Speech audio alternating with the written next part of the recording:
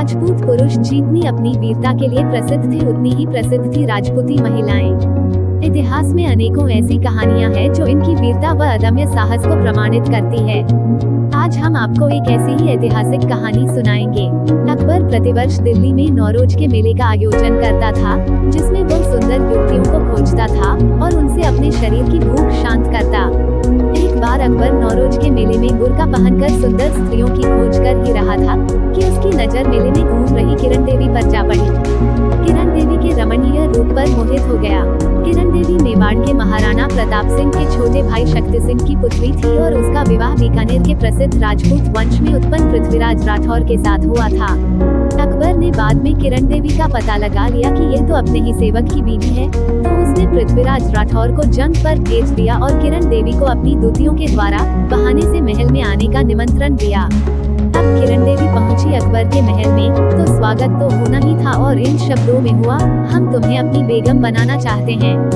कहता हुआ अकबर आगे बढ़ा तो किरण देवी पीछे को हटी। अकबर आगे बढ़ते गया और किरण देवी उल्टे पांव पीछे हटती गई, लेकिन कब तक हटती बेचारी पीछे को, उसकी कमर दीवार से जाली। बचकर कहाँ जाओगी? अकबर मुस्कुराया, ऐसा मौका फिर कब मिलेगा? तुम्हारी जगह पृथ्वीराज के झोपड़ा में नहीं हमारा ही महल में है। हे भगवान, किरण देवी ने मन ही मन में सोचा, इस राक्षस से अपनी इज्जत आबरू कैसे बचाओ। हे धरती माता, किसी मलेच्छ के हाथों अपवित्र होने से पहले मुझे सीता की तरह अपनी गोद में ले लो। व्यथा से कहते हुए उसकी आंखों से अश्रुधारा बहने लगी और निस्सहाय बनी धरती की ओर देखने लगी। तभी उसकी नजर कालीन पर पड़ी। उसने कालीन का किनारा पकड़कर उसे जोरदार झटका दिया।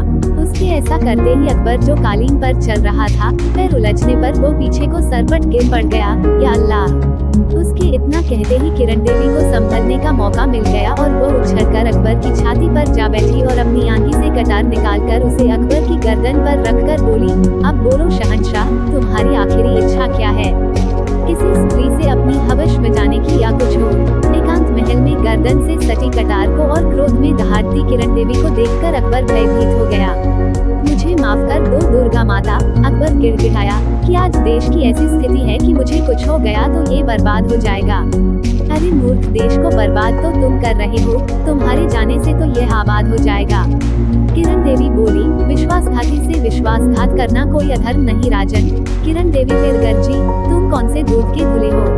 हाँ, मैं दूध का धुला हुआ नहीं, पर मुझे क्षमा कर दो। हिंदुओं के धर्म के 10 लक्षणों में क्षमा भी एक है, इसलिए तुम्हें तुम्हारे धर्म की कसम, मुझे अपनी गौ समझकर क्षमा कर दो। पापी, अपनी तुलना हमारी पवित्र गौ से मत करो। फिर वह थोड़ी सी नर्म पड़ गई। यदि तुम आज अपनी मौत और मेरी कटारी के बीच में धर्म और गाय को नहीं लाते तो मैं सचमुच तुम्हें मारकर धरती का भार हल्का कर देती। फिर चेतावनी देते हुए बोली, आज भले ही सारा भारत तुम्हारे पांवों पर शीश झुकाता हो, किंतु मेवाड़ का सिसोदिया वंश आज भी अपना सिर ऊंचा किए खड़ा है। मैं उसी राजवंश की कन्या हूँ। मेरी धमनियों में बप्पा रावल और राणा सांगा का रक्त बह रहा है। हम राजपूत रमणियां अपने प्राणों से अधिक अपनी मर्यादा को मानती हैं और उसके लिए मर भी सकती हैं और मार भी सकती हैं। यदि तू आज बचना चाहता है तो अपनी माँ और कुरान की सच्ची कसम खाकर प्रतिज्ञा कर कि आगे से नौरोज मेला नहीं लगाएगा और किसी महिला की इज्जत नहीं लूटेगा। यदि तुझे ये स्वीकार नहीं है तो मैं अभी तेरे प्राण ले लूंगी, भले ही तूने हिंदू धर्म और गौ की दुहाई दी हो। मुझे अपनी मृत्यु का भय नहीं है। मुझे मेरी माँ की सौगंध, मैं आज से संसार की सब स्त्राई जाति को अपनी बेटी समझूंगा और किसी भी स्त्राई के सामने आते ही मेरा सिर झुका जाएगा, भले ही कोई नवजात कन्या हो। इस प्रकार एक पतिव्रता और साहसी महिला ने प्राणों की बाजी लगाकर न केवल अपनी इज्जत की रक्षा की, अपितु भविष्य में नारियों को उसकी वासना का शिकार बनने से भी बचा लिया। अकबर जैसे सम्राट को भी मेला बंद कर देने के लिए विवश कर देने वाली इस वीरांगना का साहस प्रशंसनीय है।